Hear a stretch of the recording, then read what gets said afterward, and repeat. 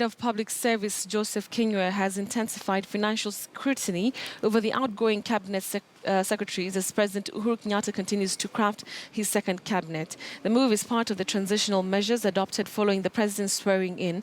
And as our political affairs reporter Murimi Mwangi now tells us, the president will today meet the speakers of both the Senate and the National Assembly over the adjustments of Parliament's calendar to allow for a likely vetting of new cabinet nominees before the end of the year. As President Uhuru Kenyatta and his deputy William Ruto continue crafting their second cabinet with a high number of serving cabinet secretaries set to face the axe, the outgoing cabinet will have to seek clearance from the head of public service, Joseph Kinyua, before making any fresh commitments pending restructure of the cabinet. In the letter wired to cabinet secretaries and copied to all their respective principal secretaries on Friday last week, the CSs are also required to prepare comprehensive reports detailing their general performance against their targets since the year 2013 and to give a percentage utilization of each budgetary allocation and a summary of their planned activities for the remainder of the current financial year. This as Treasury began hosting key cabinet secretaries for consultative meetings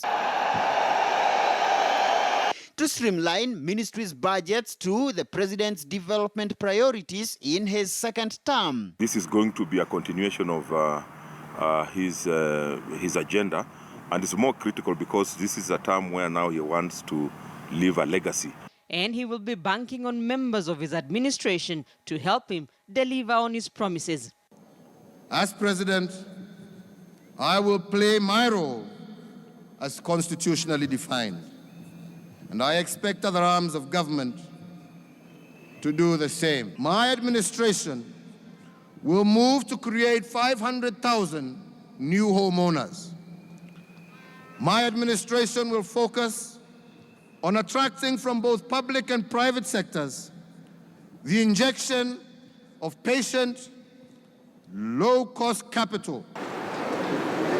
But President Kenyatta's second cabinet may not be subjected to the thorough grilling of yesteryears after the opposition reiterated its defiance not to send any members to the National Assembly Committee on Appointments, which is mandated to vet cabinet nominees.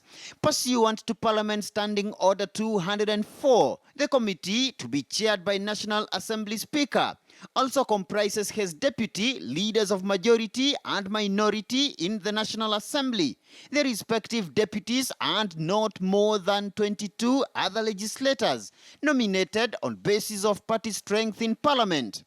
The looming absence of NASA legislators from the committee already casting doubts on the effectiveness of the vetting, even as Jubilee prepares to name its members to the committee on Thursday. If the quorum is attained, then if there will not be any illegality, they can actually proceed and do that. But the question is that how acceptable will these particular leaders be? They'll be considered to have been rubber-stamped from one institution. Going by the history we have had in our members of parliament. As far as we are concerned, that committee is not necessary. How? Because the office that is supposed to appoint the cabinet secretaries is vacant as we speak. Parliament has a clear role under Article 95 of the Constitution. So if the minority party will not present the names of their members, it's actually they are absconding their duties. Because that's what they are supposed to do. They are supposed to represent their people here. The president has to submit a list of his nominees to Parliament to allow the National Assembly Speaker to communicate the names to the House before forwarding the list to the Committee on Appointments. The committee subsequently picks a date and a venue for the interviews, giving a window of 7 days for the public participation through written memoranda. Parliament is scheduled to break for recess on Thursday, as the president meets the two speakers and the House leadership on Tuesday for a likely adjustment of the date to allow likely vetting of the cabinet nominees before the end of the year. Murimi Mwangi, KTN News, Nairobi.